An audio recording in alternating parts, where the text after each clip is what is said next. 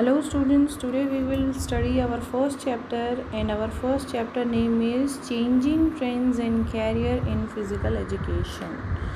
Okay, so in this firstly we will understand our main topic in this chapter, what we have to study in this chapter, what is the main topic in that. Firstly we will study meaning and definition of physical education, and then aims and objective of physical education, and the third career option in physical education, and the fourth competition in various sports at national level and international level, and the fifth Khelo India program. So these 5 topics we will understand in this chapter. We will study these 5 topics in this chapter. Okay, so let's start with our meaning and definition of physical education. We will understand what is the meaning and definition of physical education.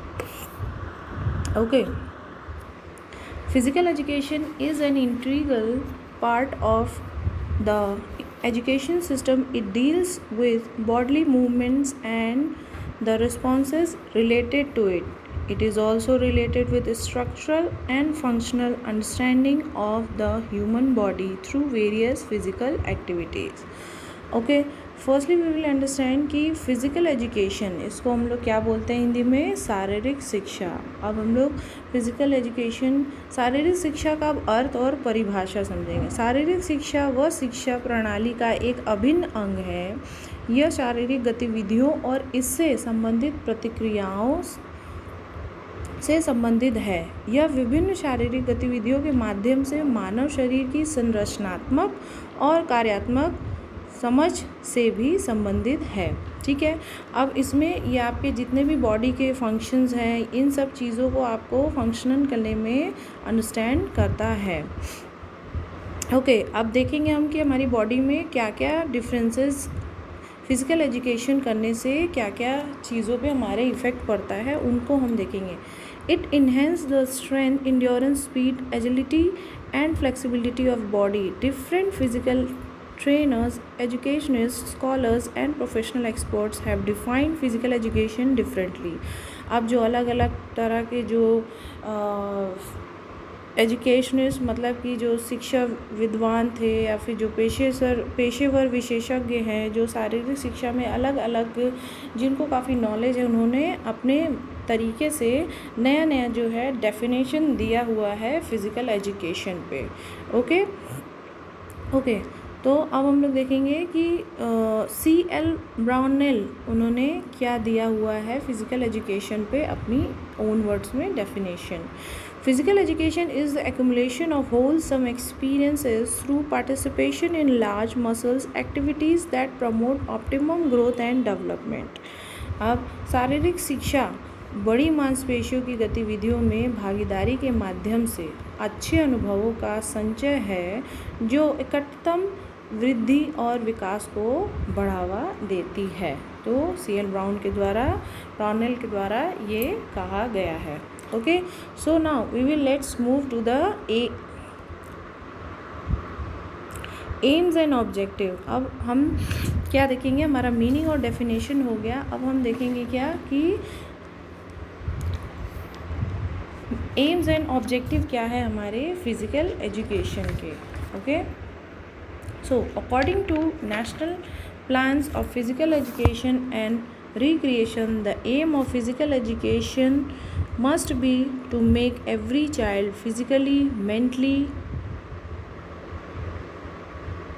and emotionally fit, and also to develop in him or her such personal and social qualities which will help him or her to live happily with others and build him or her अब as a good citizen. अब इनका जो M है physical education का, वो क्या है कि शारीरिक शिक्षा और मनोरंजन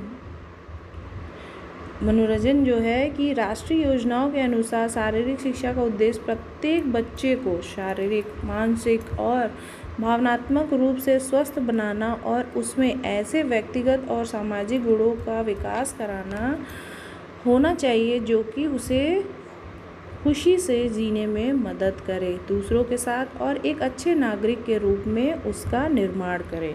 तो जब वो कोई भी पर्सन फिज़िकली, मेंटली, इमोशनली अगर फिट होगा और वो पूरी तरह से जब स्वस्थ रहेगा तो वो क्या होगा, एक गुड सिटीज़न बन सकता है। वो लोगों से अच्छे बात करेगा, लोगों से अच्छे तरीके से बिहेव करेगा और जो भी लाइफस्टाइल अच्छी गुड क्वालिटीज़ होनी चाहिए वो सारी गुड क्वालिटीज़ उसके अंदर होंगी तो उससे वो एक अच्छा सिटीज़न बन सकता है।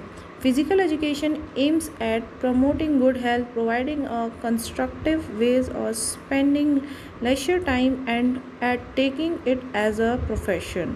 अब क्या है, इस शारीरिक शिक्षा का उद्देश्य अच्छे स्वास्थ्य को बढ़ावा देना, खाली समय बिताने का रचनात्मक तरीका प्रदान करना और इसे एक पेशे के रूप में लेना है। अब ये जो फिज़िकल एजुकेशन है ये एक अच्छे स्वास्थ्य को प्रमोट करता है। प्रमोट मतलब कि इसको हमेशा बढ़ावा अगर किसी का स्वास्थ्य खराब है और अगर उसको एक अच्छे फिज़िकल एजुकेशन की नॉलेज है या वो अच्छे एक गुड उसको नॉलेज है तो वो अपने बॉडी को जो है, अपनी हेल्थ को जो है वो अच्छा रख सकता है और वो खाली समय में रचनात्मक तरीका जो है वो अपना यूज़ कर सकता है। Activities and programs includes in its curriculums are designed in such a manner that the students are able to imbibe knowledge, develop skill, capacitate values and under the benefits and need to maintain a healthy lifestyle while stimulation preparing them to work in teams and improving their understandings of rule, regulations and corporations। आप देखिए अब इसमें क्या है कि अगर sports में सिर्फ खेलना ही कूदना नहीं होता है, इसमें जो है इसके पाठ्यक्रम के द्वारा जो है स्टूडेंट्स को ऐसी ऐसी चीज़ें उसमें सिखाई जाती हैं, ऐसे ऐसे ज्ञान उसमें दिए जाते हैं जिससे कि वो अपने इंटरनल जो भी उसके अंदर की जो भी नॉलेज है, कैपेसिटी है, स्किल्स है, उन सभी को वो बाहर निकाल सके और उन सब चीज़ों को वो अच्छे से एक गुड टीम मेंबर्स की तरह या गुड पर्सन की तरह उन सब चीज़ों को वो लोगों में कोऑपरेशन के तौर पर रख सके। अगर आप सभी लोग जानते हैं कि स्पोर्ट्स में जो है कि हर तरह की सिचुएशन से डील करना पड़ता है। अगर आप टीम में खेल रहे हैं तो आपको कोऑपरेशन के साथ खेलना होगा, अगर आप इंडिविजुअली खेल रहे हैं तो आपको इंडिविजुअल में भी आपको मेंटली प्रिपेयर रहना होगा, फिज़िकली भी आपको स्ट्रांग रहना होगा क्योंकि आप टीम में नहीं, आप अलोन खेल रहे हैं। तो बहुत सारे ऐसे इवेंट्स होते हैं जिसमें कि आप इंडिविजुअल खेलते हैं और बहुत से ऐसे इवेंट्स होते हैं जिसमें कि आप टीम में खेल रहे होते हैं। तो उसमें इसका एम्स ऑब्जेक्टिव क्या होता है, इसको आपको फिज़िकली, मेंटली और इमोशनली आपको इसमें फिट रखने का इनका फिज़िकल एजुकेशन का ये मेन एम होता है। ओके, अब इसका हम लोग मीनिंग समझेंगे कि क्या इसके पाठ्यक्रम में शामिल गतिविधियाँ और कार्यक्रमों को इस तरीके से डिज़ाइन किया गया है कि छात्र ज्ञान को आत्मसात कर सके, कौशल विकसित कर सके, मूल्यों की क्षमता विकसित कर सके और एक स्वस्थ जीवन शैली बनाए रखने के साथ साथ उन्हें काम करने के लिए तैयार करने के लाभों और आत्म आवश्यकताओं को समझ सके। ठीक है, अब हम लोग देखेंगे कि इसमें जो हमारा एम्स ऑब्जेक्टिव है वो क्या क्या है, इसमें क्या क्या हमारा मेंस एम्स और ऑब्जेक्टिव है। ठीक है, तो हमारा जो पहला है वो है organic aspects of development. Organic aspects of development का मतलब क्या है, हिंदी में इसको हम बोलेंगे विकास का जैविक पहलू। ठीक है, तो the first step of physical education is to keep the body in shape and to strengthen the internal organs and muscles of body. In these aspects of growth and development, the body is kept in shape through regular exercise such as jogging, walking, engaging in various sports and also though maintain correct posture and eating a healthy diet. These physical activities also boost the immune system and protect the body from degenerative diseases If our system remains in sound health, they can perform their functions in a much better way. अब देखिए, आपका जो पहला steps है physical education का वो ये है कि जब आपकी बॉडी एक गुड शेप में रहेगी और आपके इंटरनल बॉडी के ऑर्गन्स जो हैं वो एक गुड हेल्थ मतलब काफ़ी हेल्दी रहेंगे। आपकी बॉडी में कई सारे ऐसे सिस्टम्स हैं जिनको कि हेल्दी रहना चाहिए, respiratory system, digestive system, nervous system, breathing system. आपकी बॉडी में इतने सारे जो सिस्टम्स हैं, जब वो एक अच्छे तरीके से वर्क करेंगे, in good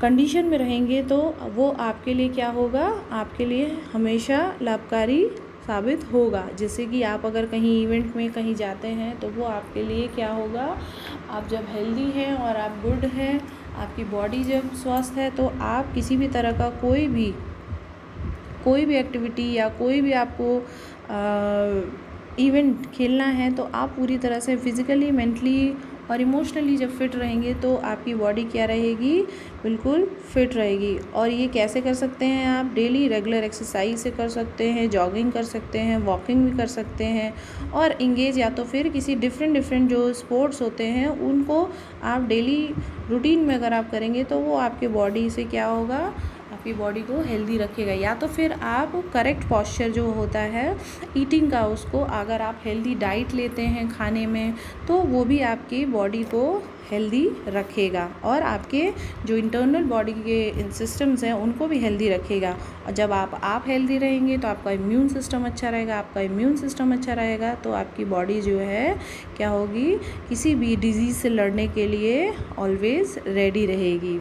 Okay, so this is the organic aspects of development. Now we will secondly move to the neuromuscular aspects of development. अब ये हमारा point, physical movements of body not only takes place when we walk, run or jog, but also when we are lying on bed, reading a book or sitting on a chair. All these physical activities require neuromuscular coordination.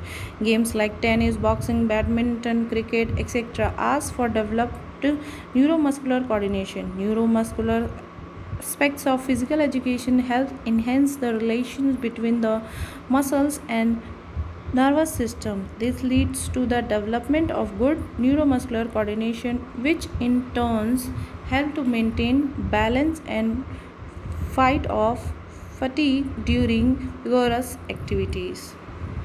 तो अब हम लोग इसको देखेंगे कि विकास का neuromuscular पहलू। अब हमारी बॉडी में देखिए, जैसा मैंने आपको बताया, नर्वस सिस्टम होता है। नर्वस सिस्टम में मसल्स, हमारी जो भी बॉडी में जितने भी एक्टिविटीज़ हम करते हैं, हैंड अगर हम अप एंड डाउन करते हैं, हेड अपना रोटेट करते हैं, या ईटिंग, खाना सामने थाली में रखा हुआ है अगर हम खा रहे हैं, तो वो सब हमारा किसके थ्रू होता है, न्यूरोमस्कुलर सिस्टम के थ्रू होता है। हमारी बॉडी में, ब्रेन में जो भी मैसेजेस जाते हैं वो सब हमारे न्यूरोमस्कुलर सिस्टम के थ्रू जाते हैं। वो हमारी बॉडी में ब्रेन तक, अगर हमें खाना खाना है, प्लेट हमारे सामने रखा है, तो ये मैसेज हमारा ब्रेन तक कौन लेके जाता है, हमारी बॉडी का नर्वस सिस्टम।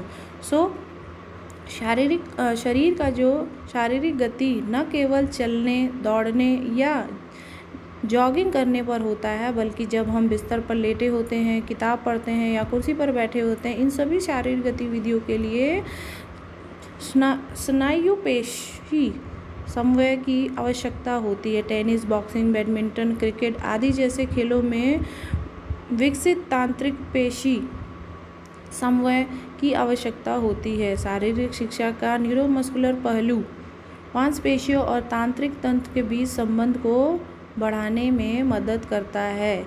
इससे अच्छे न्यूरोमस्कुलर समन्वय का विकास होता है, जो बदले में संतुलन बनाए रखने और जोरदार गतिविधियों के दौरान थकान से लड़ने में मदद करता है। मतलब कि जब आपकी बॉडी में न्यूरोमस्कुलर सिस्टम फिट रहेगा, जब आपकी नर्वस और मसल्स आपकी बॉडी में जब स्ट्रॉन्ग रहेंगी, वो हेल्दी रहेंगी, तो वो क्या करेंगी, आपको जब आप इस तरह के गेम्स खेलेंगे, टेनिस, बॉक्सिंग, बैडमिंटन, क्रिकेट, तो आपकी बॉडी में ये सारे जो इस वक्त उनको जिस तरह की भी बॉडी में एक्टिविटी की ज़रूरत पड़ेगी या जो भी उनको एक्शन लेना पड़ेगा वो उसको मेंटेन रखता है और आपको थकने नहीं देता है और आपको आपकी उस वक्त की जो भी एक्टिविटी से फाइट करना होता है उसमें वो हेल्पफुल होता है। Okay, now our third one, now our third aims is maintain aspects of development. maintain aspects of development, अब हम लोग देखेंगे क्या है। इसको हम लोग हिंदी में बोलते हैं मानसिक विकास। मानसिक विकास मतलब दिमागी रूप से विकसित होना पूरी तरह से। Mental development is related two minds happiness, satisfaction and peace. This means that an individual should be free from stress and tension. Participation in sports and games requires a great deal of mental alertness and concentration. अब देखिए, अब आपका क्या है, मानसिक विकास का संबंध मन से, सुख, संतोष और शांति से है। इसका मतलब है कि व्यक्ति को तनाव और तनाव से मुक्त होना चाहिए। खेलों में भाग लेने के लिए बहुत अधिक मानसिक सतर्कता और एकाग्रता की आवश्यकता होती है। पालन करने के लिए बहुत सारे नियमों का विनिमय करना होता है। अब जैसे आप किसी टूर्नामेंट में आपने पार्टिसिपेट किया, अगर आप मेंटली फिट नहीं हैं तो आप उस टूर्नामेंट में कंसंट्रेट नहीं कर पाएंगे। अगर आप मेंटली फिट हैं तो आप उस टूर्नामेंट में रूल रेगुलेशन और जो भी वहाँ पर चीज़ें बताई जाती हैं या जो भी आपको टेक्निक लगाना है या जो भी आपको जिस भी तरह की आपको खेलने के जितने भी टेक्निक आपने सीखे हैं, आप मेंटली अगर फिट हैं तो आप उस सब चीज़ों को फॉलो कर सकते हैं। इसलिए आपका गेम्स में या नॉर्मली भी आपको मेंटली फिट होना बहुत ज़रूरी होता है, जिससे कि आप किसी भी तरह की सिचुएशन से, किसी भी तरह की प्रॉब्लम से आप उसका सॉल्यूशन फाइंड आउट कर लेते हैं और आप उस प्रॉब्लम से बाहर आ सकते हैं। ओके,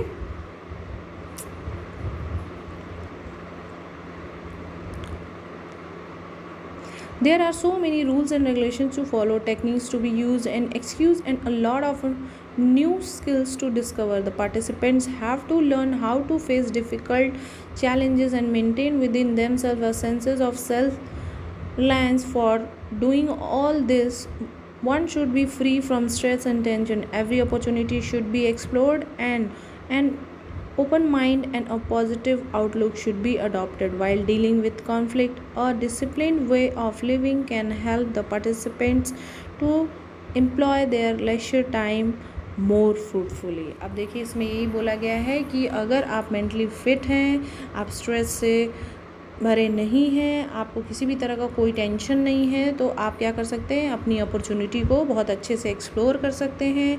आप ओपन माइंड रहेंगे, आप पॉजिटिव दिखेंगे और आप जो भी आपकी गेम में आपका जो भी आउटकम होना चाहिए, जो भी कम समय में आप ज़्यादा से ज़्यादा बेनिफिट या ज़्यादा से ज़्यादा अच्छा कर जाएंगे, उस समय में जब आप मेंटली फिट रहेंगे तो ये सारी चीज़ें, ये सारी एक्टिविटी आप कर सकते हैं। Okay, our next one is emotional aspects of development. अब हम लोग क्या देखेंगे, emotional aspects of development. अब emotional मतलब क्या है, भावनात्मक पहलू। भावनात्मक ही, अब जब आपके भावनात्मक इमोशनल आप जब स्ट्रांग रहेंगे, इमोशनली आप जब डेवलप रहेंगे तो आपके अंदर क्या क्या बेनिफिट्स हम लोग देख सकते हैं। Adolescence is faced with many emotional problem. It is the age of conflicts and worries. Teenagers might find themselves ignored, isolated and rejected. They face an array of emotions ranging from jealousy, love, anger, fear, pleasure, of loneliness. All these emotions clash with the start of adulthood and need to handle all these changes without adult guidance areas. अब इसमें देखिए क्या है, भावनात्मक पहलू। अब हम लोग इसको देखेंगे, इमोशन को हिंदी में बोलते हैं भावनात्मक। अब ये है किशोरावस्था, जिसको एंडोलेंस हम लोग हिंदी में बोलते हैं। किशोरावस्था को कई भावनात्मक समस्याओं का सामना करना पड़ता है। यह संघर्षों और चिंताओं का युग है। अब ये जो एज होती है ये काफ़ी ज़्यादा मतलब टेंशन से भरी होती है, काफ़ी ज़्यादा संघर्षों से भरी होती है। किशोर खुद को उपेक्षित, अलग थलग और अस्वीकृत पा सकते हैं। अस्वीकृत मतलब कि इग्नोर्ड, मतलब लोग उनको इग्नोर कर रहे हैं। आइसोलेटेड मतलब कि लोग उनके कोई उनके आसपास नहीं रहना चाहता है। और कई लोग उनको जो है किसी तरह का स्वीकृत मतलब रिजेक्टेड कर रहे हैं, कोई किसी से बात नहीं करना चाहता, कोई किसी को इग्नोर कर रहा है। मतलब ये सारी चीज़ें जो होती हैं इस एज में लोग देखते हैं।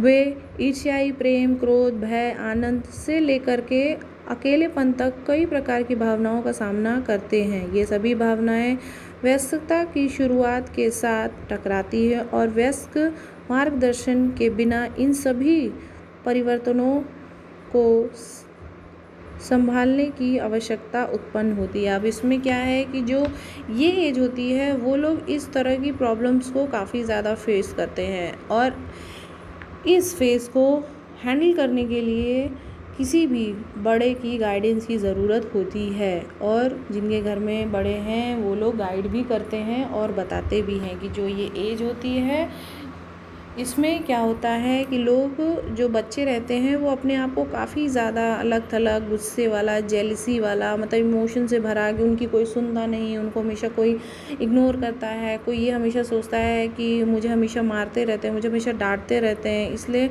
वो लोग इस तरह की जो है अपने अंदर, कई लोग गुस्से वाली भावना रखते हैं, कुछ लोग और डर वाली भावना रखते हैं, कुछ लोग काफ़ी ज़्यादा अपने आप को अकेला महसूस करते हैं। तो ये सारी जो चीज़ें हैं ये इस एस्पेक्ट्स में, इस भावनात्मक पहलू में आता है। अगर आप इन सब चीज़ों से जब अपने आप को स्ट्रांग रखेंगे, इन सब चीज़ों का आपके ऊपर कोई इफ़ेक्ट नहीं पड़ेगा, जब आप इमोशनली स्ट्रांग हो जाएंगे तो आप इवेंट में, अगर आप किसी टूर्नामेंट में पार्ट ले रहे हैं, आप किसी भी टूर्नामेंट में जा रहे हैं और आप इमोशनली स्ट्रांग हैं तो आप हर तरह की सिचुएशंस को डील कर सकते हैं। This is quite natural at this age. अब ये क्या है, ये आम बात है कि इस एज में ऐसा होना नॉर्मल होता है। Teenagers during this stage can become depressed, anger and conflict at times, so they try to seek the company of those who share their way of thinking. Developing positive peer relationship is important at this age, as positive influence from their peer will help in boosting their confidence as well as lead them toward a right path. On the other hand, those who do not develop positive peer relationship are at a greater risk of developing problems such as delinquency, substance abuse and depression. अब इसमें क्या होता है कि कई बार होता है कि इस एज में लोग बच्चे जब अपने आप को इस तरह का महसूस करते हैं, अकेलापन, गुस्सा, उदासी और कई बार जेलसी, इस तरह की जब उनके अंदर ये थिंकिंग आ जाती है तो वो क्या करते हैं कि गलत लोगों की संगत में आ जाते हैं। जो उनकी उन सब बातों को समझता है, इन सब बातों को जो वो अंडरस्टैंड करता है, तो वो उस तरह के ही लोगों के साथ में दोस्ती बना लेते हैं। सो इस एज में क्या होता है कि बच्चों को जो है पॉजिटिव एस्पेक्ट, पॉजिटिव रिलेशनशिप होना उनका बहुत ज़रूरी है। जो भी उनके दोस्त हो, जो भी उनके फ्रेंड्स, फैमिली जो भी हो, उनको पॉजिटिव होना बहुत ज़रूरी है कि उनको सही रास्ता दिखाएं और सही चीज़ें उनको बताएं। नहीं तो क्या होता है, कभी कभी जब वो गलत लोगों के संगत में आ जाते हैं तो वो क्या होते हैं कि काफ़ी बड़े रिस्क में हो जाते हैं कि वो गलत चीज़ें सीखने लगते हैं। हाँ, वो क्या करते हैं तो फिर वो गाली गलौज करने लगते हैं, डिप्रेशन में चले जाते हैं। हाँ, किसी से किसी तरह की कोई बात नहीं करना, किसी से किसी तरह की कोई चीज़ शेयर नहीं करना, तो वो क्या करते हैं और काफ़ी तरह की वो लोग, जिसको हम बोल सकते हैं क्राइम भी करने लगते हैं। जो गलत लोग रहेंगे वो तो हमेशा गलत चीज़ें सिखाएंगे, तो वो लोग गलत चीज़ों का साथ देते हैं। तो इस वजह से इस वक्त उनको क्या करना चाहिए कि गाइडेंस देनी चाहिए। जो घर के बड़े हैं उनको इस वक्त बच्चों को गाइडेंस देनी चाहिए। और फिज़िकल एजुकेशन में यही होता है, जब बच्चे physically fit, mentally fit, emotionally fit, जब इस तरह से फिज़िकल वर्कआउट करते हैं तो उनकी जो माइंड रहता है वो हमेशा फिट रहता है। तो इस वजह से वो इस तरह की चीज़ों से दूर होते रहते हैं. Okay, so we will see our next, and that is social aspects of development. Social development depend upon the society security of an individual. If a person does not feel secure, he or she cannot be socially healthy. By taking part in sports, person can learn important social values like team spirit, fair play, cooperation, and respect. Every individual should possess these honorable values, whether male or female, young or old, as these helps the youth in becoming future leader of country. अब इसमें क्या है, social aspects में क्या है कि उनको सामाजिक तौर पर उनको डेवलप्ड होना है, सामाजिक तौर पर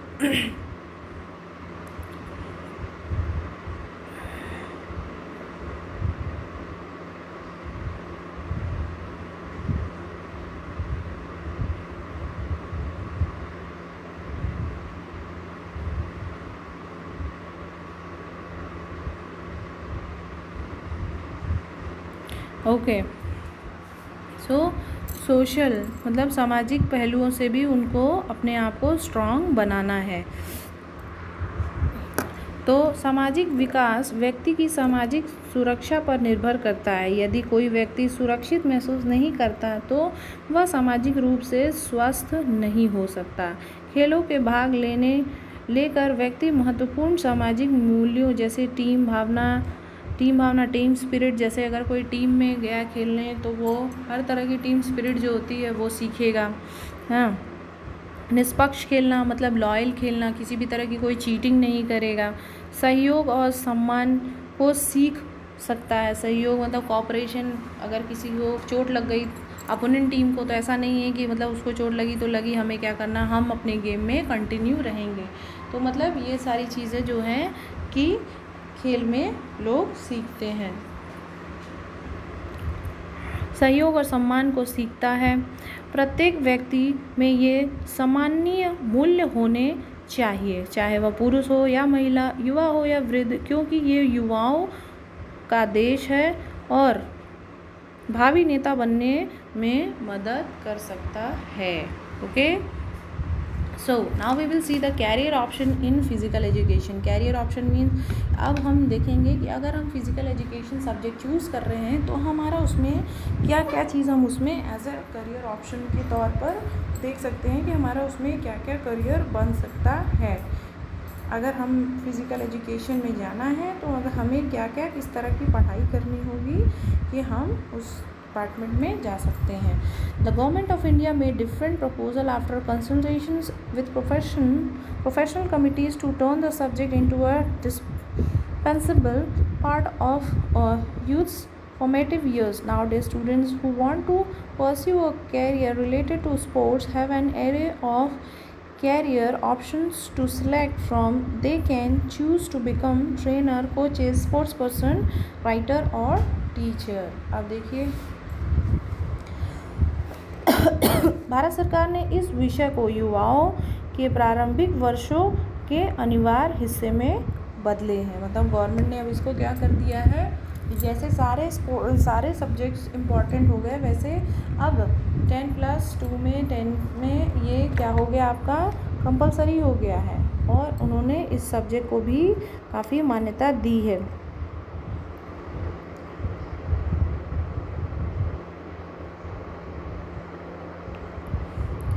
ओके, आजकल जो छात्र खेल से संबंधित करियर बनाना चाहते हैं उनके पास चुनने के लिए कई करियर विकल्प हैं.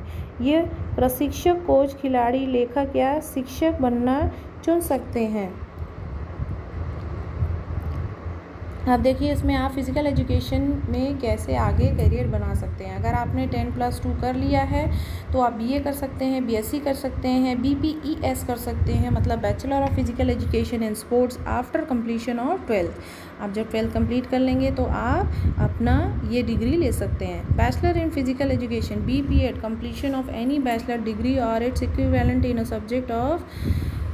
आप अगर 10+2 कर चुके हैं, आपने किसी कॉलेज से कहीं से आपने जब ग्रेजुएशन कर लिया तो आप BPEd कर सकते हैं। उसके बाद आप मास्टर डिग्री ले सकते हैं। उसके बाद आप मास्टर के बाद में आप किसी एक सब्जेक्ट से फ़िलासफ़र भी बन सकते हैं, ठीक है। उसके बाद और कई तरह के इसमें और कई तरह के कोर्सेज़ हैं, जैसे कि सर्टिफिकेट्स कोर्सेज़ होते हैं, डिप्लोमा कोर्सेज़ हैं इसमें आपके, और कई ऐसे सारे इंस्टीट्यूट्स हैं जो NIS वाले। मेडिसिन हैं, इसमें मेडिसिन के भी फील्ड्स हैं, स्पोर्ट्स कोचिंग के भी फील्ड्स हैं, और स्पोर्ट्स साइंस एंड न्यूट्रिशन, मतलब कि आप डाइटिशियन बन सकते हैं। आप स्पोर्ट्स के आगे हम लोग जानेंगे इसमें न्यूट्रिशन और साइंस में क्या है। स्पोर्ट्स मैनेजमेंट में जा सकते हैं। तो इसमें कई सारे ऑप्शंस हैं। ओके, नाउ हम लोग देखेंगे कि टीचिंग में हमारा कैसे, फिज़िकल एजुकेशन में हमारा कैरियर बन सकता है। Okay, so teaching physical education is both rewarding and demanding job. अब ये क्या है, आपका टीचिंग जो है काफ़ी ज़्यादा डिमांडिंग और काफ़ी ज़्यादा इम्पॉर्टेंट जॉब हो चुका है, क्योंकि गवर्नमेंट के अनुसार हर स्कूल में एक स्पोर्ट्स टीचर होना चाहिए। द टीचर है responsibility of imparting both academic knowledge and improving physical strength. अब जो फिज़िकल एजुकेशन का टीचर होता है उसके लिए दो काम होते हैं। उसको मेंटली, फिज़िकली और इमोशनली फिट भी करना है, और उसको साथ ही साथ उसको नॉलेज भी देनी है। Okay, it offers various options. You can choose where you want to teach. It can be either be in a junior, middle और senior. अब आपको 3 ऑप्शंस मिलते हैं इसमें पढ़ाने के लिए, जूनियर, मिडिल, सीनियर। अब जूनियर मतलब कि आपको क्लास छोटे क्लास से, मिडिल मतलब 6 to 8 एंड देन सीनियर में 9 to 12। आपको ये 3 ऑप्शंस मिल सकते हैं, आप चूज़ कर सकते हैं पढ़ाने के लिए। Through the requirement for all these are different, one cannot deny the fact that physical education teachers do not get the respect they deserve in developing countries. A physical education teachers gets equal respect as the other subject teachers, but in emerging economics like India they are yet to pave a niche of for themselves. अब क्या है, developing countries में जो कि other countries हैं India को छोड़ करके, वहाँ पर जो फिज़िकल एजुकेशन के टीचर होते हैं उनको भी सेम रिस्पेक्ट दिया जाता है, just like other subject teachers. But like India जो मतलब कि ऐसी कंट्री है जो कि वो स्पोर्ट्स टीचर को उतना रिस्पेक्ट नहीं देते हैं। बाकी अगर अदर कंट्रीज़ में ऐसा नहीं है, वहाँ पर जो है सारे सब्जेक्ट टीचर्स के साथ साथ में स्पोर्ट्स टीचर जो होते हैं उनको भी उतना ही इक्वली रिस्पेक्ट दिया जाता है। बट इंडिया में ऐसा नहीं है। Physical education teachers in schools of India are generally underpaid and overworked. अब क्या इंडिया में स्पोर्ट्स टीचर जो हैं उनको कम तनख्वाह दी जाती है, और साथ ही साथ उनसे कई अदर वर्क भी करवाए जाते हैं। In addition to their own subject related responsibility they are required to perform several other task they are not even counted in some schools. अब क्या है कि उनको कई सारे अपने सब्जेक्ट के साथ साथ में कई सारे अदर सब्जेक्ट्स भी पढ़ाने होते हैं, या कई सारे अदर सब्जेक्ट पढ़ाते हैं, और उनको जो है क्या होता है कि कई अदर रिस्पॉन्सिबिलिटीज़ परफॉर्म करने के लिए भी दिया जाता है। और इवन वो क्या है, उनको एज अ टीचर भी काउंट नहीं किया जाता कई स्कूलों में। A physical education teacher is required to teach some other subjects in addition to their own in order to get equal pay as other teacher. अगर किसी टीचर को अदर टीचर्स की तरह पेमेंट इक्वल पानी है, तो उनको कभी कभी क्या होता है कि उनको अपने सब्जेक्ट के साथ ही साथ दूसरे सब्जेक्ट को भी पढ़ाना होता है, ताकि वो किसी दूसरे सब्जेक्ट टीचर की तरह पेमेंट वो पा सकें। Apart from this, as per the CBSE syllabus, a major part of physical education courses stuff by the science teacher which also reduce the importance of physical education teacher. और कई बार क्या है कि CBSE में जो सिलेबस है physical education का, वो लगभग साइंस से काफ़ी मिलता जुलता है, साइंस सब्जेक्ट से, क्योंकि साइंस में भी हम ह्यूमन बॉडीज़ के बारे में पढ़ते हैं और फिज़िकल एजुकेशन में भी हम ह्यूमन बॉडीज़ के बारे में पढ़ते हैं। तो ये लमसम जो सब्जेक्ट है ये साइंस से काफ़ी मिलता जुलता है। तो जब साइंस के टीचर ही इसको पढ़ाते हैं तो इस वजह से उन लोगों को लगता है क्या कि जो फिज़िकल एजुकेशन के टीचर हैं उनका तो अब क्या है कि इनका तो कोर्स वैसे भी सेम एज़ है, तो इसलिए उनको जो है उतना इम्पोर्टेंस नहीं दिया जाता है. In some states physical education teachers are not even employed as elementary level. This is in spite of the fact that all major educators believe that physical education at junior school level is extremely important as it is relatively easy to lay foundation for motor skills and sensory experiences in the early stage of development of a child. अब क्या है, खेल में विशेष प्रशिक्षण प्राप्त किया है बन सकते हैं प्रशिक्षक. कोचिंग शिक्षण में थोड़ा अलग है क्योंकि यह आप देखिए इसमें क्या है कि जूनियर स्कूल स्तर पर शारीरिक शिक्षा अत्यंत महत्वपूर्ण है क्योंकि बच्चे के प्रारंभिक कि जिसको बोलते हैं कि शुरुआती दौर में बच्चों के जो विकास होनी चाहिए बॉडी मेंटली फिज़िकली जो उनके अंदर विकास होना चाहिए वो जब शुरू से बचपन से ही उनके अंदर वो सारी एक्टिविटीज़ को प्रैक्टिस कराई जाएगी तो ही वो क्या करेंगे अर्ली स्टेज में ही बच्चा जो है वो पूरी तरह से डेवलप्ड हो जाएगा. Okay now we will study the coaching aspects. अब हम देखेंगे कि कोचिंग एस्पेक्ट्स में क्या हमारा अभी तक तो हम टीचिंग के बारे में जान रहे थे कि टीचिंग में हम अपना बना सकते हैं फ्यूचर, क्योंकि टीचिंग में अब धीरे धीरे इंडिया भी डेवलप्ड हो रहा है. इंडिया में भी काफ़ी डेवलपिंग स्टेट्स हैं, कुछ स्टेट्स को छोड़ करके अभी हमारे इंडिया में भी टीचिंग को काफ़ी अच्छा इम्पोर्टेंस दिया जा रहा है. तो फिज़िकल एजुकेशन टीचर्स को भी सेम इम्पोर्टेंस दिया जाता है. अगर आप कोचिंग में जाना चाहते हैं, टीचिंग में जाना चाहते हैं तो आप टीचिंग में जा सकते हैं. जिनको पढ़ाने का शौक़ हो, जो पढ़ने का शौक़ रखते हों, तो वो टीचिंग में जा सकते हैं, अपना कैरियर बना सकते हैं. Coaching can be called the next step to teaching. अब कोचिंग को आप क्या कर सकते हैं, अगला स्टेप टीचिंग का. Physical education teacher who has obtained specialised training in a particular sports can become a coach. Coaching differs slightly from teaching. अब क्या है कि अब जैसे कोचिंग जो है थोड़ा सा डिफरेंट है टीचिंग से. अगर कोई एक स्पोर्ट्स पर्सन किसी एक स्पोर्ट्स का स्पेशलाइज्ड है तो वो क्या कर सकता है, अपने स्पोर्ट्स से रिलेटेड वो किसी स्कूल में कोचिंग दे सकता है, बट वो सिर्फ एक स्पोर्ट्स की कोचिंग आपको देगा, ना कि बाकी अदर स्पोर्ट्स की, क्योंकि वो अपने उस गेम में स्पेशलाइज्ड होगा और वो ही उसी स्पोर्ट्स का आपको नॉलेज देगा, क्योंकि सिर्फ उसने उसी स्पोर्ट्स की नॉलेज रखी हुई है.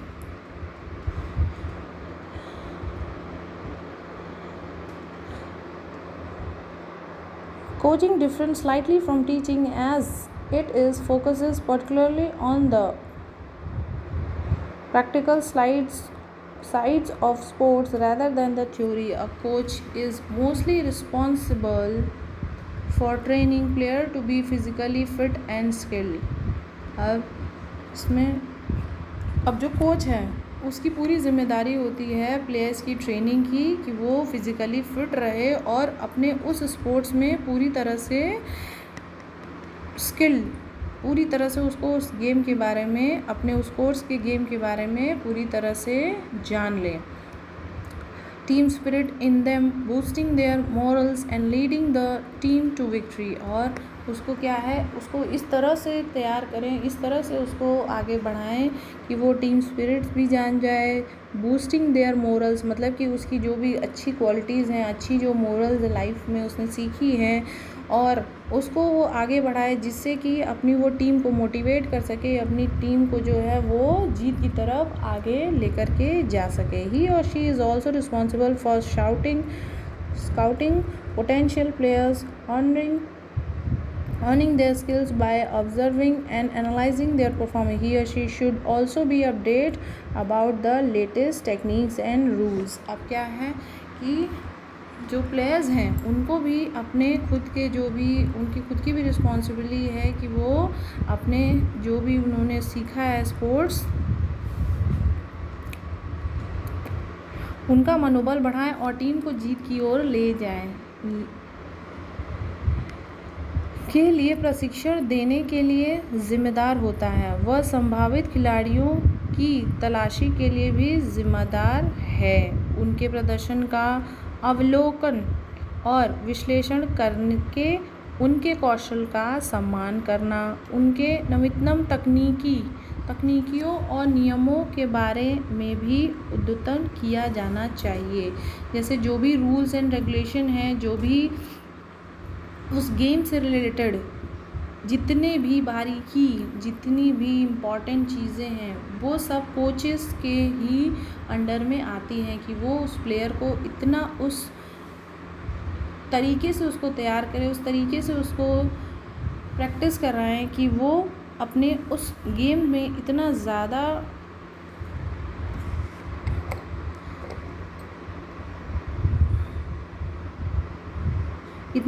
वो डेवलप्ड हो जाए कि वो अपने गेम को काफ़ी अच्छे से खेलने लगे। A coach is usually under tremendous pressure and has to work for long hours. अब जो कोचेस होते हैं उनके पास क्या होता है, वो काफ़ी अंडर प्रेशर, मतलब कि बहुत ज़्यादा, क्योंकि किसी भी प्लेयर को किसी एक स्पोर्ट्स में तराशना, उसको उस गेम में अच्छा बनाना, ये सिर्फ़ और सिर्फ कोच की ज़िम्मेदारी होती है। अगर कोई प्लेयर, कोई स्टूडेंट किसी गेम को चुनता है और अगर उसमें उसको अच्छा बनना है तो वो सिर्फ़ और सिर्फ कोच की ज़िम्मेदारी होती है और उसको काफ़ी लंबे समय तक के लिए काम करना होता है। क्योंकि कोई भी प्लेयर 1 दिन में, 2 दिन में, 10 दिन में, 6 महीने में किसी भी गेम में बहुत ज़्यादा महारत हासिल नहीं कर सकता। अगर किसी को अच्छा खेलना है, अच्छे मेडल्स पाने हैं, प्राइज़ जीतना है, तो उसको एक लॉन्ग टाइम के लिए खेलना होगा, प्रैक्टिस करना होगा। तो ये भी कोचेस की भी जिम्मेदारी होती है, इसलिए उनका जो वर्क होता है वो काफ़ी लॉन्ग आवर्स का होता है, लॉन्ग टाइम का होता है।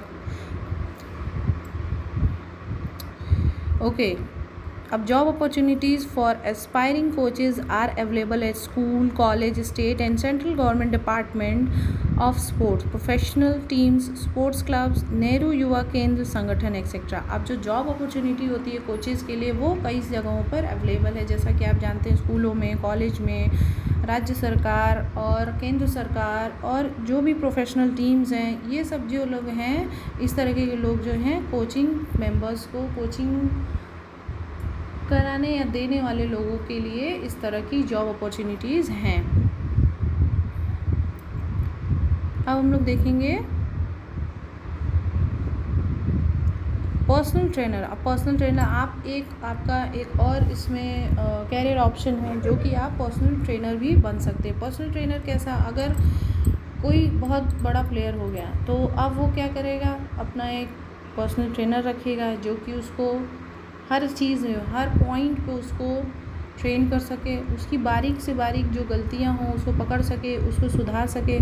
तो उसमें क्या होता है कि कई लोग पर्सनल ट्रेनर रखते हैं। कैसे पर्सनल ट्रेनर होते हैं वो देखिए। Obesity, diabetes, hypertension etcetera are some of diseases that are caused due to lack of physical activities. With the growing awareness about health issues and appreciations for healthy lifestyle, more and more individuals are taking time out from their daily routines to focus on their physical fitness. Gyms and weight loss clubs are opening up in several areas for the country. Those who can afford it employ personal trainers to maintain their health and fitness in the best possible manner. अब personal trainer देखिए, वो personal trainer का मतलब ये है कि लोग सिर्फ जो कि किसी भी बीमारी के शिकार हैं, किसी भी परेशानी से गुजर रहे हैं, तो वो लोग क्या करते हैं, पर्सनल ट्रेनर को रखते हैं और वो लोग उनकी हर सलाह, हर तरीके का जो भी वो एक्टिविटी बताते हैं, जिस तरह की भी डिज़ीज़ उनको है, उस डिज़ीज़ से बचने के लिए लोग पर्सनल ट्रेनर को हायर करते हैं, जो कि उनको घर घर आकर के ट्रेनिंग देते हैं और उनका जो चार्जेस है वो काफ़ी अच्छा खासा चार्जेस होता है। तो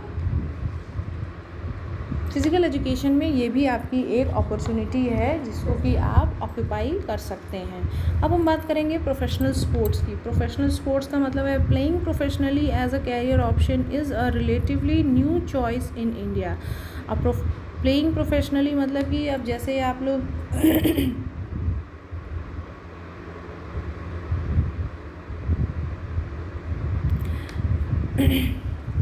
प्लेइंग प्रोफेशनली मतलब ये होगा कि जैसे कुछ प्लेयर्स होते हैं जो कि अपने प्रोफेशन के मतलब प्रोफेशन से रिलेटेड जो खेलते हैं, जैसे कि आप in spite of this it is growing in popularity and has started gaining a foothold in India. Keeping this in mind, a lot of youngsters today are opting for a career as a professional player. Nowadays professional players win accolades for a country and earn handsome salaries from the endorsement and victories. Some of these players include Sachin Tendulkar, MS Dhoni, Virat Kohli, Saina Nehwal, Mary Kom and Deepak Karmakar. We all are well acquainted with their success stories. Both public as well as private sectors provide job opportunity for best performance. Defense and railway are two departments that employ sports persons as their brand ambassador. अब देखिए professional मतलब हो गया कि जो लोग अच्छे अच्छे प्लेयर्स हैं जो खेल रहे हैं अपने स्पोर्ट्स के लिए खेलते हैं, तो उनको इस तरीके की गवर्नमेंट जॉब्स भी मिलते हैं। गवर्नमेंट जॉब कई तरह के डिपार्टमेंट हैं, रेलवे हो गया, रक्षा मंत्रालय हो गया, इस तरह के जो डिपार्टमेंट्स हैं वो अच्छे अच्छे सैलरीज़ पर, अच्छे अच्छे पेमेंट पर इन सारे प्लेयर्स को रखते हैं जो कि नेशनल लेवल इंटरनेशनल लेवल पे होते हैं।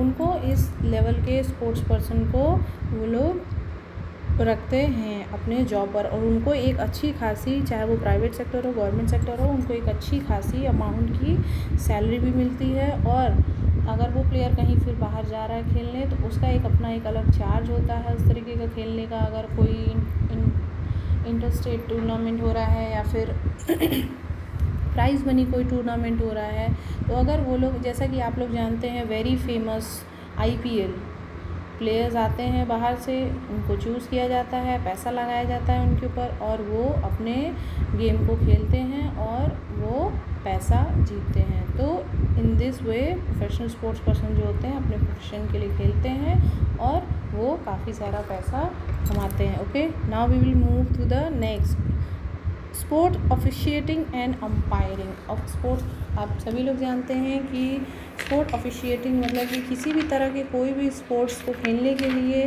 किसी भी इवेंट को ऑर्गेनाइज़ कराने के लिए, किसी भी मैच को ऑर्गेनाइज़ कराने के लिए बिना अंपायर, बिना ऑफिशियल्स के कोई भी इवेंट, कोई भी टूर्नामेंट कंप्लीट नहीं हो सकता है। सो आप अपना कैरियर इसमें भी बना सकते हैं। तो इसमें सारे जो रूल्स एंड रेगुलेशन होते हैं वो सब ऑफिशियल्स को ही मेंटेन करना होता है। सारे ऑफिशियल्स ही में इस सब सारे रूल्स को जो है खिलाते हैं, बताते हैं और इसमें आप अपना कैरियर चूज़ कर सकते हैं। None of the competitive events and tournaments can be organise without sport officials and umpire. जैसा कि मैंने आपको बताया कि किसी भी तरह के टूर्नामेंट को ऑर्गेनाइज़ कराने के लिए अंपायर्स और ऑफिशियल्स की ज़रूरत पड़ती है। ओके,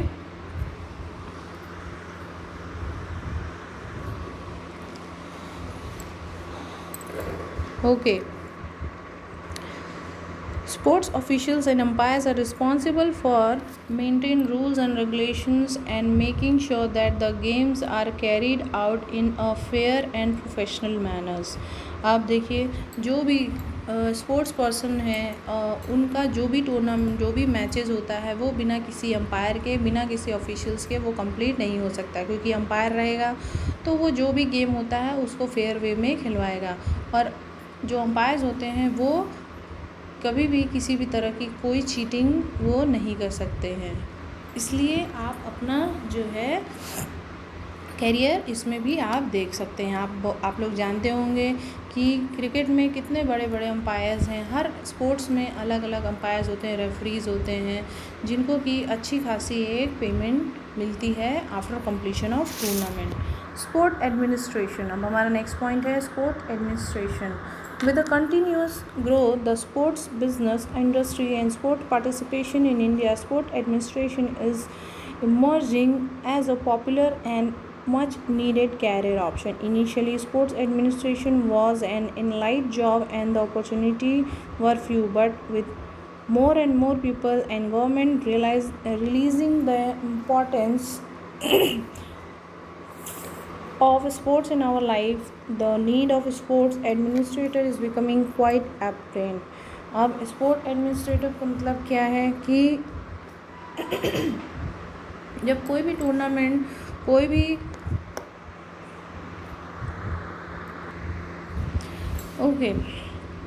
स्पोर्ट एडमिनिस्ट्रेशन मतलब कि इसमें जो हमारे खेल प्रशासन क्षेत्र, जो हमारे खेल के जो प्रशासनिक है, मतलब कि खेल में भी एक अधिकारी की ज़रूरत होती है जो कि सारे चीज़ों को वो स्पोर्ट एडमिनिस्ट्रेशन में कई सारे हमारे गवर्नमेंट में कई सारे इस तरह की जॉब हैं, कई सारी इस तरह की अपॉर्चुनिटीज़ हैं जो कि हमारे कई सारे खेलों को हमें बढ़ावा देने के लिए अधिकारियों की ज़रूरत होती है जो कि एक अच्छे लेवल पे काम करे, जिससे कि हमारा स्पोर्ट्स जो है आगे बढ़े। इन्हीं सब चीज़ों को देखते हुए हमारी जो गवर्नमेंट ऑफ इंडिया है उन्होंने कई सारे जॉब जो हैं वो अवेलेबल हैं, जैसा कि आप देख रहे हैं sport officers with universities, district sport officer and sport complex in charge. तो इस तरीके की जो हमारे under the leaderships of district sport officials, coaches and other sport officials functions. अब इस तरीके के जो हमारे एडमिनिस्ट्रेशन है गवर्नमेंट में हमारे कई सारे एडमिनिस्ट्रेशन को अपॉइंट करने के लिए किया है और काफ़ी सारी इन सब में अपॉर्चुनिटीज़ भी हैं। Okay, now our next point is working at sports authority of India. अब ये देखिए क्या है हमारा एक ये नया पॉइंट है, working at sports authority of India. The sports authority of India SAI provides a wide range of job opportunities for those who are prepared to take on the challenges and high levels of pressures. The qualities they usually look for in their senior officials are knowledge of sports and games, ability to prepare sports policy, budgets and guidelines, ability to plan and execute sporting activities, etc. Their duties indulge. Sports authority of India क्या है? ये एक ऐसी संस्थान है जो कि सिर्फ स्पोर्ट्स पर्सन्स के लिए ये काम करती है, इसलिए इसका नाम जो है स्पोर्ट्स अथॉरिटी ऑफ इंडिया रखा गया है। इसमें क्या है, काफ़ी अच्छी जॉब अपॉर्चुनिटीज़ है, स्कॉलरशिप्स हैं। इसमें जो भी स्पोर्ट्स पर्सन एक अच्छे लेवल से कोई भी मेडल, कोई भी सर्टिफिकेट्स या कुछ भी जीत करके आता है तो इसमें वो अच्छी जॉब पा सकता है। उनकी एक जो भी रिक्वायरमेंट्स है, उनकी जो भी क्वालिटीज़ है, जो भी उनकी नीड है, वो उस अपॉर्चुनिटी को यूज़ कर सकता है। अब हम लोग इसके पॉइंट्स देखेंगे कि इसमें इनके क्या क्या पॉइंट्स हैं और स्पोर्ट्स अथॉरिटी ऑफ इंडिया कैसे हमारे इंडिया के लिए काम करता है।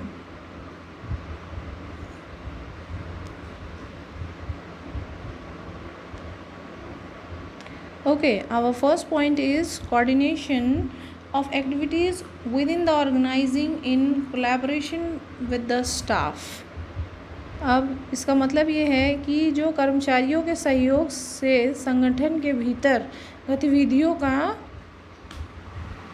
कोलैबोरेशन, मतलब कि संगठन होना। Monitoring sporting activities and ensuring that rules and regulation are being strictly followed. तो अब ये जो है इनके जो भी वहाँ पर अधिकारी होते हैं, जो भी उनके मेंबर्स होते हैं, उन सभी के साथ में मिलकर ये क्या करते हैं कि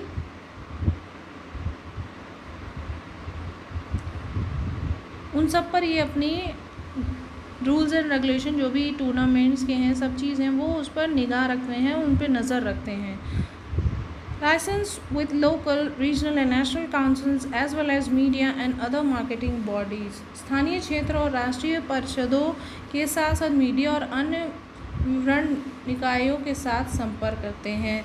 पब्लिशिंग स्पोर्ट लिटरेचर्स, खेल साहित्य का प्रकाशन, मतलब एडवर्टाइजिंग भी वो अगर कोई टूर्नामेंट वो ऑर्गेनाइज करा रहे हैं तो बिना उसके एडवर्टीज़मेंट के कोई प्लेयर जानेगा ही नहीं। जो उससे संबंधित है, लोग जब आएंगे नहीं, लोग देखेंगे नहीं तो एडवर्टाइज़ नहीं होगा तो पैसा कैसे आएगा। सो इसलिए उसका जो है प्रकाशन भी होना बहुत ज़रूरी होता है। इस पर भी ये सारे पॉइंट्स जो देखते हैं, जो भी इसमें प्लेयर्स या जो भी मेंबर्स इसमें होते हैं उनकी क्या क्या ड्यूटीज़ होती हैं, इस पे हम डिस्कस कर रहे हैं। Organising of meeting, conferences, seminar etcetera. अब खेल को बैठकों, सम्मेलनों और सहयोगियों आदि द्वारा जो भी मीटिंग्स होती हैं उसमें सारी चीज़ें, ये पॉइंट्स को हम डिस्कस करते हैं। Motivating colleagues to develop sports cultural. अब क्या करते हैं, खेल सांस्कृतिक के विकास के लिए महाविद्यालयों को प्रेरित करना। अब टूर्नामेंट जब ऑर्गेनाइज नहीं होगा तो प्लेयर्स कैसे किसी टूर्नामेंट के बारे में जानेंगे, खेल के बारे में जानेंगे। तो इसलिए यूनिवर्सिटीज़ कॉलेजेस को मोटिवेट करता है कि आप टूर्नामेंट्स जो हैं कराइए उसको। Preventing the uses of band substance. अब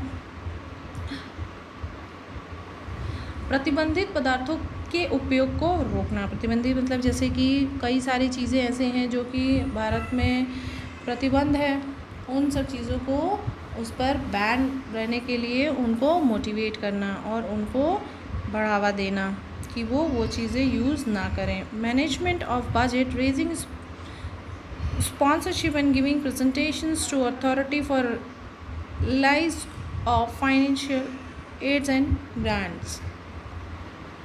अब क्या है, बजट प्रबंधक, प्रयोजन बढ़ाना और वित्त सहायता और अनुदान जारी करने के लिए अधिकारियों को प्रस्तुतिकरण देना।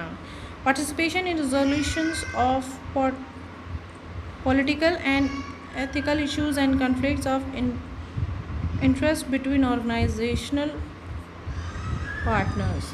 संगठनात्मक भागीदारियों के बीच राजनीतिक और नैतिक उपयोगों और हितों के टकराव के समाधान में भागीदारी। ओके,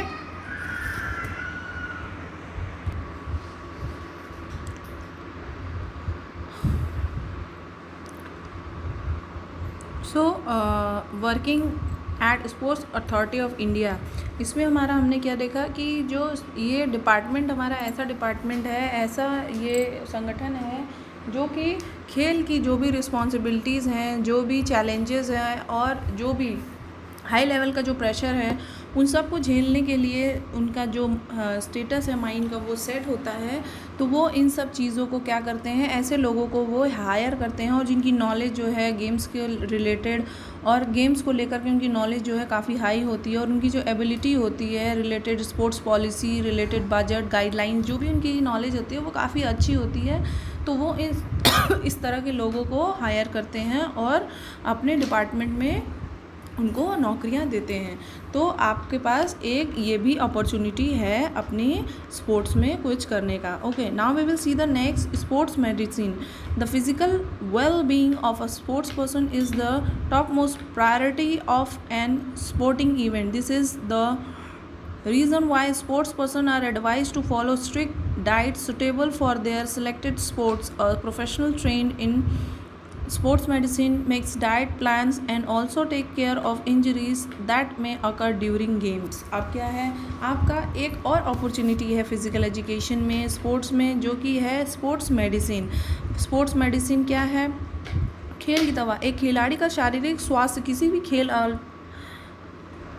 आयोजन की सर्वोच्च प्राथमिकता होती है। यही कारण है कि खिलाड़ियों को सलाह दी जाती है कि वे अपने चुने हुए खेलों के लिए उपयुक्त सख्त आहार का पालन करें। खेल चिकित्सा में प्रशिक्षित एक पेशेवर डेर योजना बनती है और खेल के दौरान होने वाली चोटों का भी ध्यान रखा जाता है। अब क्या है, स्पोर्ट मेडिसिन में जैसे कि हर स्पोर्ट्स पर्सन की अपनी एक अलग डाइट होती है, हर एक अलग उसका भोजन होता है। ऐसे कई सारे स्पोर्ट्स हैं जिसमें अकॉर्डिंग टू वेट उनकी जो डाइट होती है वो फॉलो होती है और अकॉर्डिंग टू उनके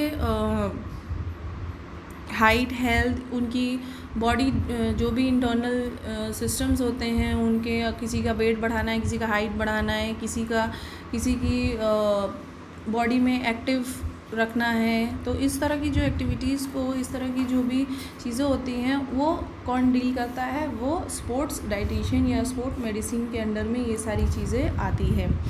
ओके, अपना नेक्स्ट पॉइंट हमारा स्पोर्ट्स मेडिसिन। अब खेल विपणन, अब क्या है, अगर sports marketing focus on selling of products and promoting of sports events and sports team, the promotional activities में include broadcasting, social media advertising, community relations and ticket sales. अब स्पोर्ट्स मार्केटिंग में क्या है, कई सारी चीज़ें आती हैं, इसमें भी आप कई तरह के आप जॉब अपॉर्चुनिटीज़ होती हैं, कई तरह की एक्टिविटीज़ आप इसमें कर सकते हैं, जैसे सोशल मीडिया हो गया, ब्रॉडकास्टिंग हो गया, क्रिकेट आप देखते हैं, आज स्पोर्ट्स चैनल हो गए हैं। अब तो हर स्पोर्ट्स चैनल पे जो भी world level, international level, national level के जो भी इवेंट्स होते हैं उनको ब्रॉडकास्ट किया जाता है, उसके भी काफ़ी अच्छे खासे पैसे उसके बनते हैं, एडवर्टाइजिंग का, community relations and ticket sales. तो इस तरह की चीज़ें जो है स्पोर्ट्स मार्केटिंग के अंडर में आती है। ये भी आपके लिए एक अच्छी अपॉर्चुनिटी है जिसको कि आप स्पोर्ट्स में कर सकते हैं।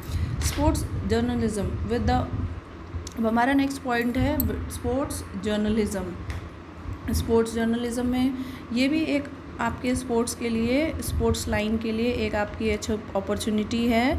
पत्रकारिता, जर्नलिज़म मतलब पत्रकारिता, जिसको कि हम लोग बहुत अच्छे से जानते हैं। With the advent of cable television and 24-hour news channel, job opportunities as sports journalisms are now easily available। अब 24 घंटे न्यूज़ चैनल, जो कि आप सभी लोग जानते हैं कि अब केबल टीवी में हर तरह के न्यूज़ चैनल जो है 24/7 चलते हैं, तो उसके चलते जो है एक स्पोर्ट्स जर्नलिस्ट की जो एक जॉब होती है वो भी एक अच्छे खासे लेवल पर एक नीड होती है। तो अगर आप इस लाइन में भी जाना चाहते हैं, अगर खेल से संबंधित आप न्यूज़ रखते हैं अपने पास में, आपको जानकारी रखना अच्छा लगता है स्पोर्ट्स से, तो आप एक स्पोर्ट्स जर्नलिज़म में भी अपनी लाइफ बना सकते हैं। ओके, हमारा नेक्स्ट पॉइंट है sports broadcasting. Sport broadcasting also known as sports commentary is quite similar to sports journalism in the senses that is audience oriented. अब आपका स्पोर्ट ब्रॉडकास्टिंग में क्या है, आप सभी लोग जानते हैं ब्रॉडकास्टिंग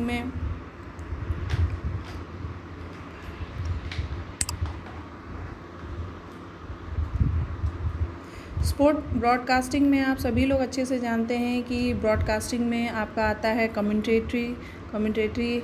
आप लोग क्रिकेट में बहुत अच्छे से जानते हैं कि पहले के समय में जो था, कमेंट्री के ही थ्रू लोग गेम के बारे में जाना करते थे। हर किसी के घर में टीवी नहीं रहता था, तो लोग रेडियो पर सुन करके कमेंट्री के द्वारा ही गेम्स के बारे में अंदाज़ा लगाते थे कि गेम्स में क्या चल रहा है।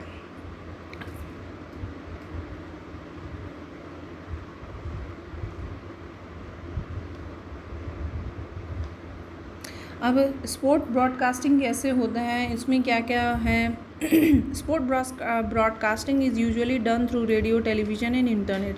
अब जो ब्रॉडकास्टिंग है वो किसके थ्रू होता है, टेलीविज़न के थ्रू होता है, रेडियो के थ्रू होता है, या फिर इंटरनेट के थ्रू, या फिर इसके जो लाइव फुटेज मैचेस के जो भी हैं। तो इन सब चीज़ों को क्या है, जो लोग देख नहीं पाते हैं, जो लोग इन सब चीज़ों को खाली टाइम में कोई देख नहीं पाया, कुछ नहीं पाया, तो भाई इंटरनेट है, अपना इंटरनेट पे रिकॉर्ड मैचेस हुआ, ब्रॉडकास्ट होने के बाद में अब ये हम इसको जब भी चाहेंगे तब हम इसको देख सकते हैं। जैसा कि आप सभी लोग आजकल जानते हैं, कई सारे ऐप हैं जिस पर कि आप जो भी आपके चैनल हैं, जियो टीवी है, या फिर कई सारे ऐसे हॉटस्टार्स हैं जो कि मैचेस को जो रिकॉर्डिंग रखते हैं, और उनके बाद में जब भी आप चाहें तो अगर आपने उस चैनल को सब्सक्राइब किया है तो आप उस मैचेस को किसी भी वक्त देख सकते हैं। ओके, सो इसमें भी आपका अच्छा एक अपॉर्चुनिटी है, इसमें भी आप एक अच्छा प्रोफेशन बना सकते हैं। This job requires a physical education professionals to have in depth knowledge of the sports that he और she is covering and a good knowledge about a few other related sports. अब इसमें क्या है, आपको एक अच्छे फिजिकल एजुकेशन की मतलब जानकारी होनी चाहिए, इसमें आपके पास काफ़ी अच्छा नॉलेज होना चाहिए।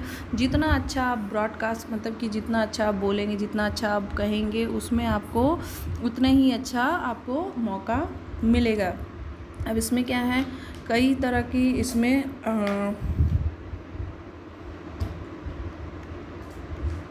जितना ही ज़्यादा आपको ज्ञान रहेगा उतना ही ज़्यादा आप उसको कवर करने की कोशिश करेंगे, उतना ही ज़्यादा आप नॉलेज को स्प्रेड करेंगे, तो लोग इसलिए आपको पसंद करेंगे। तो इसमें भी आपको काफ़ी ज़्यादा अपॉर्चुनिटीज़ हैं। ओके, स्पोर्ट्स फोटोग्राफी में हम क्या देखते हैं, स्पोर्ट्स फोटोग्राफी में हमारा क्या है कि स्पोर्ट्स फोटोग्राफी भी एक अच्छा प्रोफेशन है। अगर आप अच्छे फोटोग्राफ़र हैं, आप अच्छी बड़ी प्लेयर्स के फ़ोटो खींच रहे हैं, तो वो भी एक अच्छे अमाउंट में बिकता है मार्केट में, और लोग उसकी भी काफ़ी अच्छी बोली लगती है, और इससे भी काफ़ी अच्छा पैसा बनाया जाता है। जो आप देखते हैं कि बड़े बड़े प्लेयर्स की फ़ोटोज़ जो है, बड़े बड़े बैनर्स लगते हैं बड़े बड़े न्यूज़पेपर्स में, मैगज़ीन्स में, तो वो क्या होता है, अगर आपने अच्छी एक फ़ोटो को खींची है और अगर आप किसी को भी बड़ी बड़ी कंपनीज़ में फ़ोटो सेल आउट होती हैं, अगर आपने फ़ोटो पसंद आ गई किसी को, तो आपको एक अच्छा खासा एक अमाउंट हर फ़ोटोज़ का मिल सकता है। तो ये आपका एक फ़ोटोग्राफ़ी भी उसमें आपका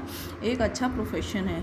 publication and authority of authorship of books. अब ये क्या है, आपका जो पब्लिकेशन और बुक्स की जो प्रकाशन होता है, ये भी एक अच्छा अपॉर्चुनिटी है फ़िज़िकल एजुकेशन में। जैसे कि अब कई सारे स्पोर्ट्स पर्सन जो है बुक्स लिखते हैं, लेकिन अब उनको पब्लिश कौन करे, हर किसी के पास इतना पैसा नहीं होता है। तो अगर आप इसमें भी अपना लाइफ देख रहे हैं, अपनी कैरियर देख रहे हैं, आपको अगर इसमें इंटरेस्ट है तो आप वो भी कर सकते हैं। जैसे जिस बुक को आप पढ़ रहे हैं वो भी तो किसी ने लिखी होगी, लेकिन इसको किसने पब्लिश किया है, किसी स्पोर्ट्स पर्सन ने या किसी ने इसको पब्लिश किया है। तो अगर आप एक इस फील्ड में अपने आप को देखना चाहते हैं तो आप एक अच्छे पब्लिकेटर भी बन सकते हैं।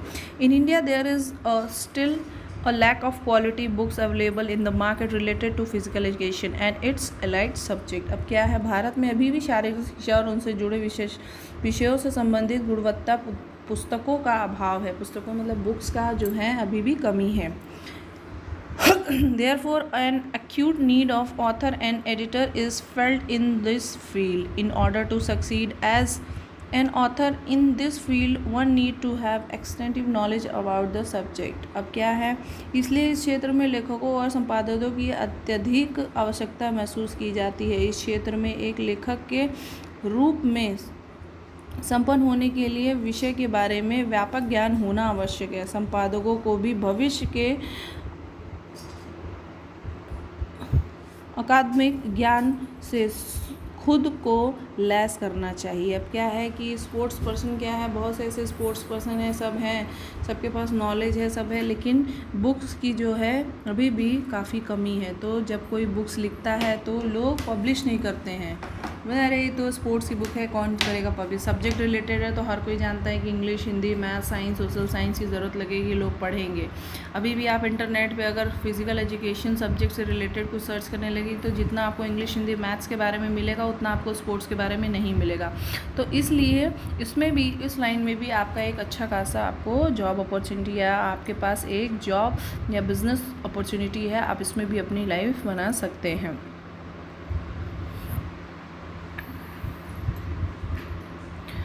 Okay, now we will see the next soft skills required for different career। soft skill required मतलब different career मतलब हो गया आपका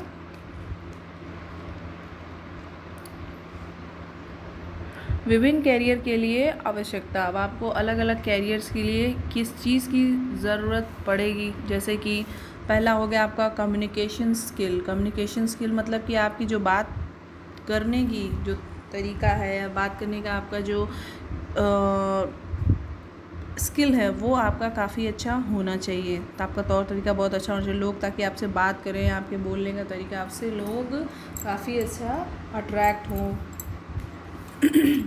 An individual who communicate well can speak his or her mind and explain his or her emotions, ideas and thoughts in such a manner that the listeners can easily understand his or her point of view। अब मैंने बोला, जैसा कि आपको बताया कि जो भी बोल रहा है उसकी बात और उसके जो भी उसका माइंड में इमोशंस चल रहे हैं, आइडियाज़ चल रहे हैं, थॉट्स चल रहे हैं, जो भी मैनर है, जो भी सुनने वाला है वो ईज़िली उसको अंडरस्टैंड कर सके, उसके पॉइंट्स को at times we find it difficult to express our self in an audience. कभी कभी क्या होता है, हम अपनी बात को ऑडियंस के सामने एक्सप्रेस नहीं कर पाते, कब बहुत ज़्यादा हम डिफ़िकल्टीज फील करते हैं। This short comes might harm our future prospects since speaking fluently and boldly is one of the many qualities employees look for and respect।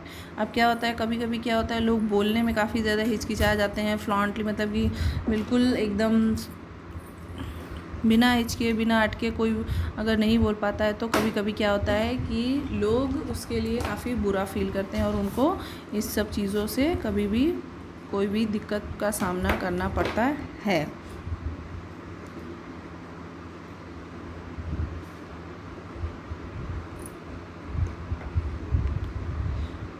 तो इसमें आपका क्या होना चाहिए, आपको कैरियर के लिए आपके अंदर सबसे पहला ये है कि आपकी कम्युनिकेशन स्किल जो है वो काफ़ी अच्छी होनी चाहिए। नेक्स्ट है हमारा एम्पैथी मतलब है कि आपकी सहानुभूति मतलब कि आपको डरा डरा सा नहीं रहना है, बिल्कुल आपको स्ट्रॉन्ग और एकदम अपने आप को मोटिवेट किए रहना है। आपको किसी भी तरह से किसी भी चीज़ के लिए अगर आप गलत नहीं हैं तो आपको किसी भी तरह चीज़ के लिए किसी के लिए भी दबाव में आने की ज़रूरत नहीं है। If you are right means you are right. तो आपको किसी भी तरह से किसी भी चीज़ के लिए डरने की ज़रूरत नहीं है।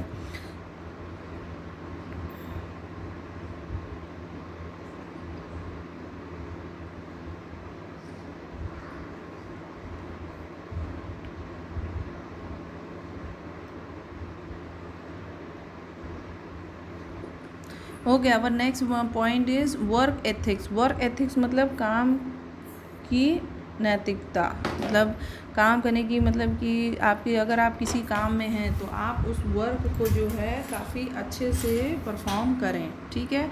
Having strong work ethics is a vital part of any career. अब मतलब मजबूत कार्य नैतिकता किसी भी कैरियर का एक महत्वपूर्ण हिस्सा है। अगर आप किसी भी काम में अगर हैं इन्वॉल्व तो उसको जो है बिल्कुल तन मन धन जिसको कहा जाता है उसको पूरे उस तरीके से कंप्लीट करिए। अगर आप किसी भी चीज़ को बिल्कुल तन मन धन से करते हैं तो आप कभी भी ऐसा नहीं है कि उसमें आपको किसी भी तरह से आपको हार मिले, ठीक है। A person with strong work ethics usually demonstrate character traits such as honesty in performing any task, punctuality and respect towards the job। अब जब जो अपने काम में इस तरीके के बिहेवियर रखता है, इस तरीके का जिसका कि हाव भाव रहता है, सच्चाई रहती है, उसके काम करने में पंक्चुअलिटी रहती है, अपने काम के प्रति बहुत ज़्यादा ईमानदार रहता है, तो ये सारी चीज़ें उसके काम में दिखती हैं। Team spirit is the feeling of pride and loyalty that exist among the members of team. Team spirit आप सभी लोग जानते हैं कि वो कैसे आती है। सभी की टीम की जो अगर आप किसी टीम के मेंबर हैं, अगर आपको अपनी टीम के लिए किसी के लिए कोई फीलिंग नहीं, किसी की चोट लग गई, कोई बीमार है, कोई कुछ है, तो आप उसकी प्रॉब्लम्स को समझ नहीं रहे, बस उसको मतलब कि वो किए जा रहे हैं, अरे तुम तो आए बीमार पड़ गए, अरे तुम्हारी वजह से हम लोग हार गए, तुमने ऐसा किया, तो मतलब कॉपरेट ना करना, किसी भी तरह से कॉपरेट ना करना, उसको हर तरफ ब्लेम करना, किसी न किसी को कुछ ना कुछ कहते रहना। तो ये सारी चीज़ जो अगर आपके अंदर टीम स्पिरिट नहीं रहेगी तो आप किसी भी कैरियर में स्पोर्ट्स में आगे बढ़ नहीं सकते। तो इसलिए आपके अंदर जो है टीम स्पिरिट होनी चाहिए। अगर किसी को चोट लग गया, किसी की वजह से अरे कोई बात नहीं, next time we will do better, इस तरह का आपको अपने अंदर भाव रखना चाहिए। Okay, so our next point is mentoring and coaching का मतलब हो गया आपको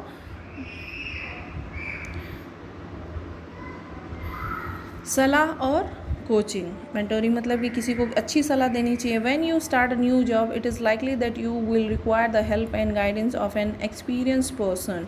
that person teaches you what to do and how to do it. अब अगर कोई नई जॉब शुरू कर रहे हैं तो आपको किसी न किसी एक अच्छे एक्सपीरियंस पर्सन की गाइड की ज़रूरत पड़ेगी। That person teaches you want to do and how to do it. अब आपको एक ऐसे आदमी की ज़रूरत पड़ेगी जो कि आपको बता सके कि उस काम को कैसे करें और कैसे ना करें। लीडरशिप क्वालिटी, आपके अंदर क्या होनी चाहिए? अब एक लीडरशिप क्वालिटी भी होनी चाहिए, नेतृत्व के गुण, जिसको कि कहते हैं हिंदी में नेतृत्व के गुण, आपके अंदर लीडरशिप की क्वालिटी होनी चाहिए। The best leaders exhibit certain traits that makes them extremely successful. A leader is not just an individual who either owns a company or is a manager. Indeed, it is more than just that. A leader is a person who is deceive, confident, good communicator, honest, etc. अब क्या है? सर्वश्रेष्ठ नेता कुछ ऐसे लक्षण, मतलब कि जो सर्वश्रेष्ठ नेता जिसको बोलते हैं बेस्ट लीडर, लक्षण प्रदर्शित करते हैं जो उन्हें बेहद सफल बनाता है। एक नेता केवल एक व्यक्ति नहीं जो या तो एक कंपनी या मालिक है या एक प्रबंधक है या फिर वास्तव में यह उसमें कहीं अधिक है। एक नेता वह व्यक्ति होता है जो निर्णायक, आत्मविश्वासी, अच्छा संरचना, ईमानदार आदि होता है। तो जो गुड क्वालिटीज़ या जो गुड लीडरशिप होते हैं उनके अंदर ये सारी क्वालिटीज़ होती हैं। अडेप्टेबिलिटीज़ एंड फ्लेक्सिबिलिटी, तो अडेप्टेबिलिटीज़ एंड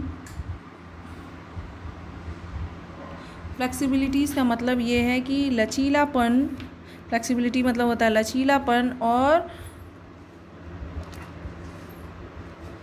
अनुकूलशीलता, मतलब कि अडेप्टेबिलिटी मतलब किसी चीज़ को अडेप्ट करना।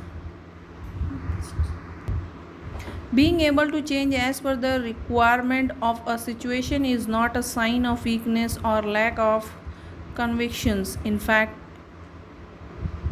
adjusting to changing times is quite natural, as nowadays new methods and techniques rapidly come in the market and replace the old ones. अब क्या है?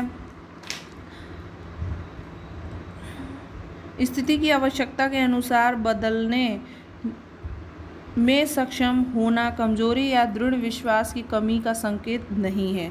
अगर आप समय के साथ बदल रहे हैं, समय के साथ अगर आप चेंज कर रहे हैं, तो ऐसा नहीं है कि आपके अंदर किसी भी तरह की कोई कमजोरी या किसी भी तरह की किसी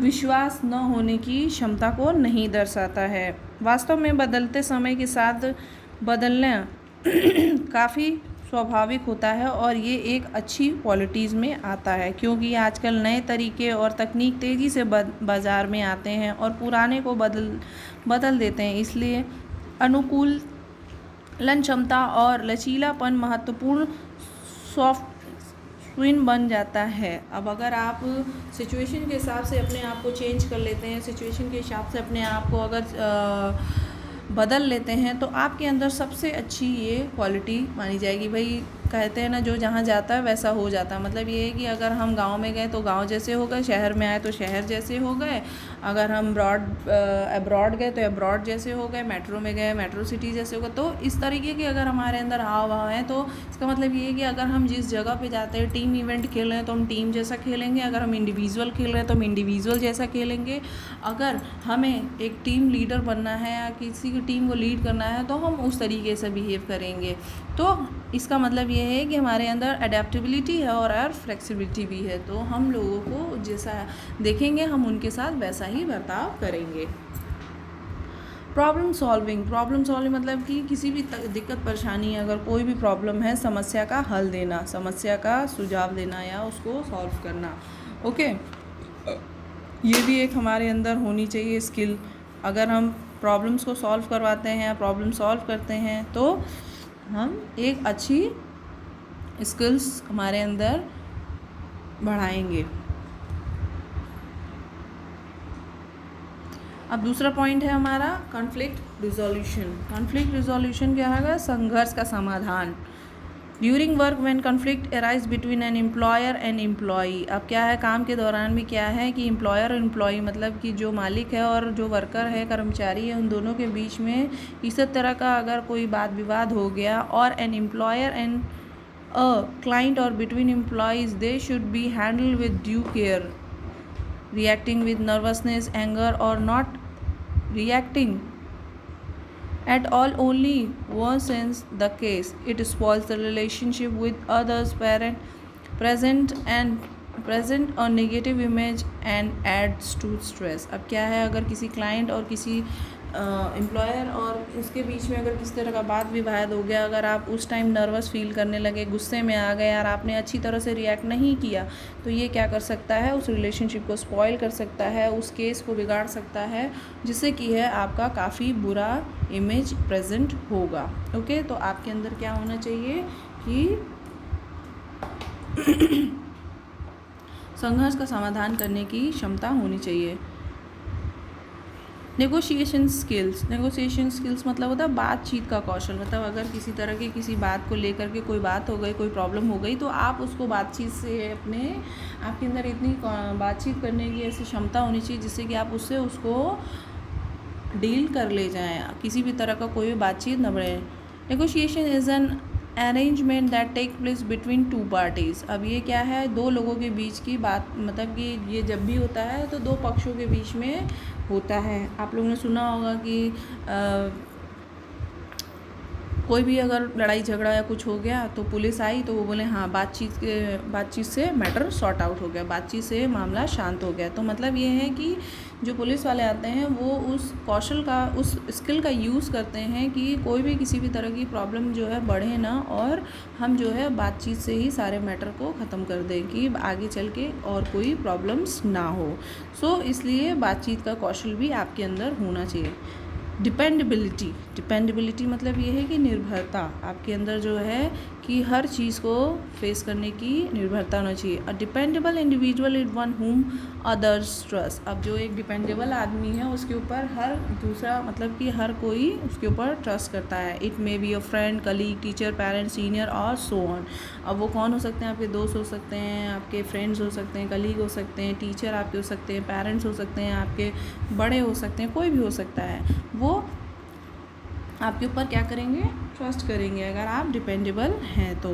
dependability is an important soft skills to have as it means others can rely on you to get the job done even if it is challenging. अब डिपेंडेबिलिटी का मतलब ये हुआ कि अगर आपके ऊपर किसी को ट्रस्ट है और अगर आपको उसने किसी तरह का कोई काम दिया है और आप उस काम को कर ले जाते हैं, अगर किसी को आपके ऊपर ट्रस्ट है और आपको किसी ने कोई काम दिया है, उनको ये पता है कि ये जॉब जो है वो काफ़ी चैलेंजिंग है, लेकिन उनको अगर ये ट्रस्ट है कि आपके ऊपर ट्रस्ट है तो वो जानेंगे कि ये काम जो है कि चैलेंजिंग है, फिर भी वो कर ले जाएगा। क्यों? क्योंकि उनको आपके ऊपर ट्रस्ट है, उनको ये पता है कि आप डिपेंडेबल हो, आप इस काम को बाय हुक बाय क्रुक इसको कंप्लीट करोगे। ओके, सो नाउ डेडिकेशन मतलब कि अब डेडिकेशन का मतलब ये हो गया कि निष्ठा, मतलब आप किसी काम के प्रति पूरी तरह से एकदम डेडिकेटेड हो। अगर आपको कोई काम दिया गया तो आप पूरी तरह से दिन रात एक करके उसको कंप्लीट ही करोगे, ऐसा नहीं है कि आप उसको कंप्लीट नहीं करोगे। When you are not dedicated toward the given task if it will reflect in your work. अगर आपको कोई काम दिया गया और आप अगर उस काम में पूरी तरह से निष्ठा से नहीं कंप्लीट कर रहे हैं तो वो आपके काम में ज़रूर दिखेगा। और less dedicated person will be unable to fulfil his or her duties as expected. अब जो डेडिकेटेड पर्सन है वो उसके, अगर वो पूरी तरह से डेडिकेट नहीं करता अपने काम को तो वो उसके काम में दिखेगा। इनोवेटिव मतलब कि नई सोच। अगर आप अपने काम में, अपने गेम्स में इस तरह की चीज़ें इनोवेटिव नहीं हो तो आप क्या है कि नए टेक्निक्स, नए टेक्निक्स और नई चीज़ों को आप क्या करेंगे, आप ईजाद नहीं कर पाएंगे। आप जो गेम्स में नए टेक्निक्स हैं, नई चीज़ें हैं, अगर जो आई हैं जितनी, वो कहीं ना कहीं से तो इन्वेंट हुई होंगी, किसी ने तो उसको सोचा होगा, तो वो लोग भी इनोवेटिव रहे होंगे ना, इसलिए उन्होंने ऐसा सोचा होगा। तो इसलिए आपको अपने आप में जो है नई तरह की सोच हमेशा रखनी चाहिए। टेकिंग